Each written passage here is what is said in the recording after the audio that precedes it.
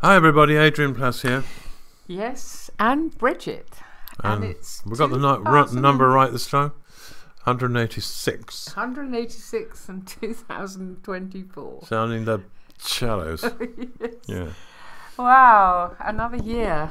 Another year. Quite extraordinary thing, really. Yeah. I was thinking, one carries quite a lot of the same stuff from the year before. I mean, your knees aren't any better. Mm-hmm. My thumb is still not functioning very well, and your ability to put up pictures doesn't seem to have improved hugely. No, it doesn't. In fact, there seems to be a sort of spiritual committee that meet every time I want to put a picture up to devise new ways to prevent me from doing it. But I was intrigued going through town earlier today in my chair, in my electrically powered chair. I met a really lovely lady with a lovely smile. I didn't speak to her, I often do, but she said, "A happy new year to you," and smiled. And I said, "Thank you very much. That's very kind of you. I wish you one too." I said, "What sort of a time have you had over Christmas and New Year?" And she said, "Absolutely dreadful." And she talked about 2 or 3 things, serious things. Some of which were absolutely dreadful. They'd gone very badly wrong. Yes. But I said to her, we talked a bit, and I said, "You were made to be happy, weren't you?" Because she clearly was and is. Mm. And she had a light in her eyes and in her face that was just so delightful. Mm. But and she said she was 90 years old. Clobbered by things that she can't control. 93. Yeah, 93. Yeah. Oh, I don't know what I thought about that. I'll tell you what I did think, and it kind of relates to some of the things we've been thinking about. She was telling the truth very clearly. Mm. But without self-pity. Anyway, I wish her the very best. It's really interesting that happened today, because there's been 1 or 2 things in the last few days that have really struck us, and one of them was something that somebody gave you to read. It doesn't matter who it was by, really, does it? Well, I don't know who it's by, so I can't tell you. So if we're going to be sued, you'll have to get on with it. We know he's a monk. I think he's a monk, yeah, because he says that, isn't it? Yeah. But anyway, this is what it is. Once you've heard a child cry out to heaven for help and go unanswered, nothing's ever the same again. Nothing. Even God changes. But there is a healing hand at work that cannot be deflected from its purpose. I just can't make sense of it other than to cry. Those tears are part of what it is to be a monk. Out there, in the world, it can be very cold. It seems to be about luck, good and bad, and the distribution is absurd. We have to be candles, burning between hope and despair, faith and doubt, life and death, all the opposites. I really love that, Adrian. I thought, as children you sing "This Little Light of Mine, I'm going to let it shine." And there was this woman, aged 93, having been through really quite dreadful things, some less than others. I mean, 2 of her children have died, and all sorts of other things that had clearly happened to her. But there was a light that hadn't gone out. And it's a light, the idea that it's a light that just stays a light despite, not because.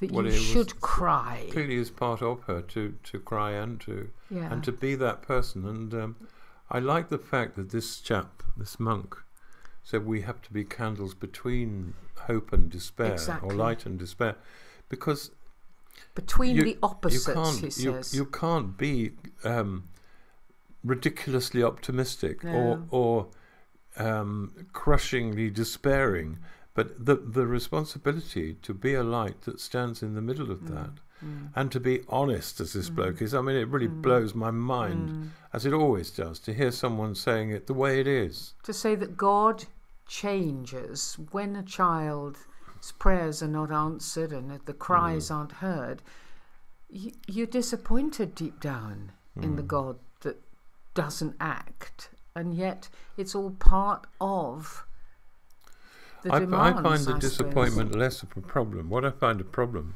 is the rationalization of that. Yeah. And the way in which I think when you're younger, whatever faith you have perhaps, you start to think through the reasons why you could tell someone else that that's okay, instead of simply living in the feeling you have, in the response that you have to that. Like on the television at the moment, when you see, they always say, don't they, there are scenes you will find upsetting from the beginning, and a small child rushes up to the camera with tears in his or her eyes and screams at the camera, asking how it can be. That child who shouted, I didn't do anything wrong. In Gaza. It's just so terrible. Yeah. But, it's a very fragile responsibility, isn't it, to stand in the middle and to not give up and to not be and like you so often over-optimistic. To not give God a good reference. No, not just give God a good reference. Just allow the darkness to be dark. I was thinking today that one of the things that I think I regret over the years is, there are two strange opposites. One is thanking God too much for things he hasn't given me, and the other is not thanking him enough for the things he has given me. And there's a sort of reckoning to be done about that, I think. At some point, there's a psalm, I can't even remember which one it is, which says, what if the Lord had not been on our side? Yes, of course. And there have been times in our lives when I think we've probably been rescued from the very worst things. But anyway, So... Well, we've had some fascinating emails in the last few days, and one of them is not, well, maybe it's even deeper than the things we've been talking about. I mean, it's to do with the great missing Isn't this sock. always the case? We bring up serious subjects and then we talk about socks and we have a flood, a tsunami of sock related. But this one is very funny, really, or very interesting. I mean, he was very encouraged to learn that in this area of socks going missing, he is not alone, having been troubled by the issue of AWOL socks for many years. It means absent without leave. Without leave, absolutely. Just read what he says here. He says, years ago I thought if I switched from easily confusable dark socks to bright coloured, easily distinguishable socks, all would be fine. But they've also gone astray over the years. I even have what I call the odd sock department of lone odd socks, in the vain hope that its partner sock will one day appear. One sock is a bright orange ankle sock, and I can only assume it went missing on holiday and possibly now resides somewhere on the Amalfi Coast. But then he goes on, doesn't he, to say he's discovered one of the culprits to do with this missing sock. He says, recently my odd socks began to increase in number somewhat, and I had no idea why. I then discovered that my wife, Janet, was using the odd sock, which looked worn with holes or whatever, as a duster, but only taking the one sock and not both, as the partner sock still looked okay, but I was left with the odd good sock. I explained my dilemma, and hopefully this particular problem is now solved. Yes, and finally he says he remembers that when he was a student, his housemate regularly brought back odd socks from the laundrette, which neither of them owned, and could only assume they lived in washer-dryers. This is a very serious problem. I am serious. Actually, we have learned today that there are sock counsellors, and they can be contacted if you just go through Google. Yes, but the sock line. As my son said to my sister and my daughter the other day, too much time on your hands. But we're grateful for that. It was very funny. There was another email which I really enjoyed. We were talking, obviously, just before Christmas about the Nativity and about the fact there seems to be quite a lot of people involved and wondering what they would say to each other, what would happen if one of the wise men met one of the shepherds and how different it would be. And I love this because there's a glimpse of a feeling that perhaps the inn became a Mecca for a nativity scene. Poor choice of words he added in brackets. Mecca. Absolutely. Yeah. Mary, Joseph, Jesus, the wise men, the shepherds, the innkeeper, perhaps some other staff, having a rollicking good time remembering that first Christmas. Perhaps even some other guests who did get a room, wondering what the fuss was all about. Do you know what I thought? those people that we now feel we know so well. I mean, we all know about the shepherds, and we know about children wearing tea towels on their heads being shepherds. We know about the wise men. We know quite a lot about them, some made up. But their story will have remained that moment in time, that little while in time. They probably never knew the end of the story. The wise men probably never knew the end of the story, let alone the shepherds, let alone the innkeeper getting on with the next day. Yeah. And those stories would have remained in their minds in very bright colours, despite whatever else happened in their lives. And I was thinking about my dad and the fact that in his 90s, he lived till 96, and he did have dementia, and all but a very few bright memories remained. And they weren't all good, were they? Can you remember one of his memories? Well, it was a cricket one. Yes, a cricket one was. Well, there were a couple of them actually. One was about telling his mother he'd scored some runs when he hadn't, and then being found and then out. being very, very worried about her finding out. Yeah, but the other one, our boys, our sons, could relate this in word for word. There was some. He was fielding, and the ball was hit high into the air, and he waited for it to descend to him. Sadly, he was unable to catch it. Yeah. Now, in this modern age, we, always say to young folks, "Oh no, never mind. That's all right. Don't you worry."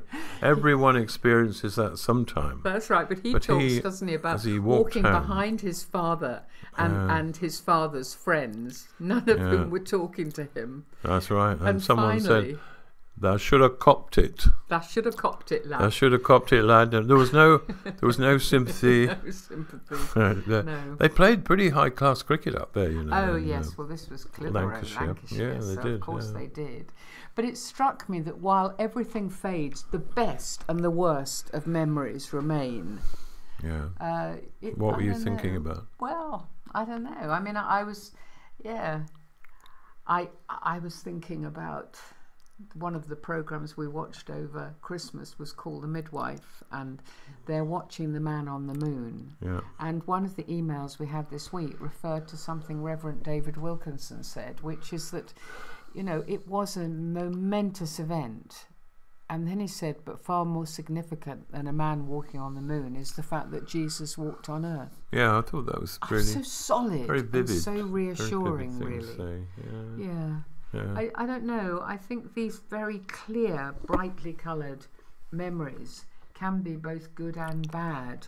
And one of the things we've been thinking about this week, simply because of one or two people we talked to, that some things are indelible. It's as though they're written in indelible ink, and it takes a lifetime.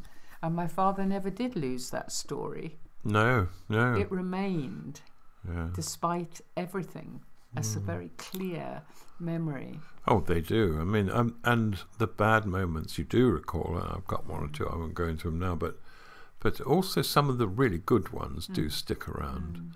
But he was in a culture where you didn't get a lot of sympathy if things went wrong. No. You had to get on with it, and there were some good things about that. But to some extent, that is still a little bit of the teaching in the church about forgiveness, isn't it? You've got to get on with it. There are rules. We know what we're supposed to do.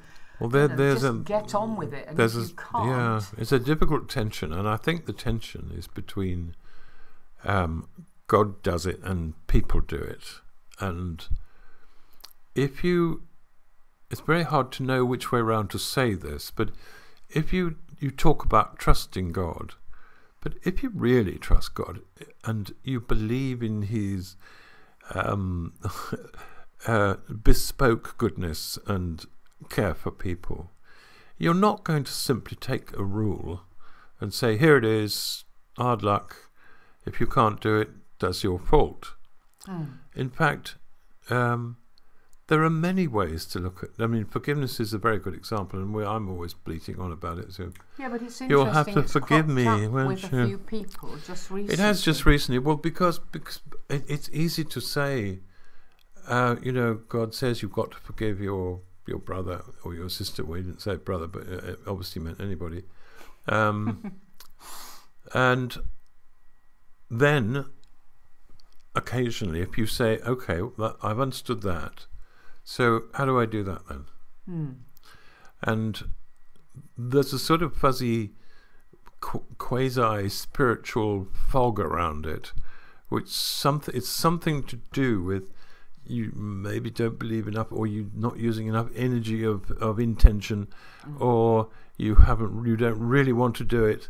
And actually, as we know, people are stranded sometimes with the knowledge in their hearts that they haven't done it, can't do it, and don't know how to do it. And we've always had a lot to say about this. We have, but also we keep meeting people for whom this is still a big problem. Yeah. I mean, I remember you once talking about the devil actually scratching like graffiti negative things onto your heart that take forever. Yeah, that's right. Yeah, there's a bit in the Old Testament, isn't there, that says God will write His law on your heart. Yes. And what we always tried to say was that it's all right if there's some room left on your heart. Yeah. But if you've been hacked and bashed about in your heart, Yes. and your heart is not very good and it's not working very well, then it's no good saying it's written on there, so it will be all right. Some people need a lot of gentle care, and there are ways of doing things that, and it isn't non-spiritual to say here's a good and tried method of approaching, getting closer to a forgiveness. But I think because we don't do that, we try and cancel out things. We don't really accept that the ink that some of those things was written onto our hearts was so almost indelible, and that only God really can start the process of cleaning them up. Some of it cuts into your heart. Yes. And I was, one of my Christmas presents was a book by Hilary Mantel, as you know, because I keep reading bits from it, a memoir of my former self, her life in writing. And I was really struck by the fact that she lived in Saudi Arabia for a while. And in Saudi Arabia, there was a huge level of censorship.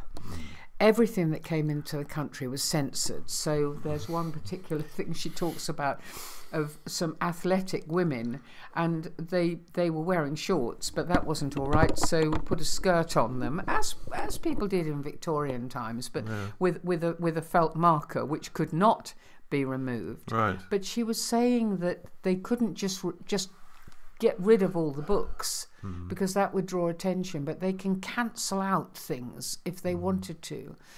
And she then refers to the fact that they can't get rid of women, but they can cancel them out by putting heavy black curtains on them.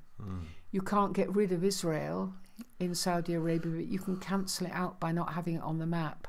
And that's really stayed with me, Adrian, because I think sometimes we think we can cancel out things that have happened to us and that have hurt us. We can just say, right, well, I'm not having it, so I'm going to cancel it out. I'm going to use a marker on it. But actually, it's under there, it's in there, and just as the bright things are still there, or the little memories like my father's, some of these hurts, we can't just deal with them. We might have a chance one day to talk to St. Paul. Paul of Tarsus. Well, no, I think there'll be quite a queue, but we can join it. No, not critically, but the time came in his life, according to the accounts by himself, that something happened in his life that really was hurting him, and it was repetitive and difficult, and he was a famous evangelist, and surely God would remove it. You mean the thorn in his side that he talks about? He went through 3 times. I mean, it doesn't sound like Paul in a way. I've tried to imagine him saying, God, I cannot handle this. I cannot handle being weak when I'm supposed to be preaching strength. And I remembered another man I used to know years ago who had what we call a healing ministry. People were healed sometimes, but he had a very bad stammer, and he had to continue with the. That's right. With the stammer, but then Paul goes a second time. Look, I can't handle it, and God says no, and he doesn't say anything. And then the third time, I can't do this. And in whatever way God spoke to him, he said, I want you to allow your weakness to project my faith. So that when people say, how can a man like you be doing this? You will say, because I am weak. But I can tell you that the strength of God is shining through that.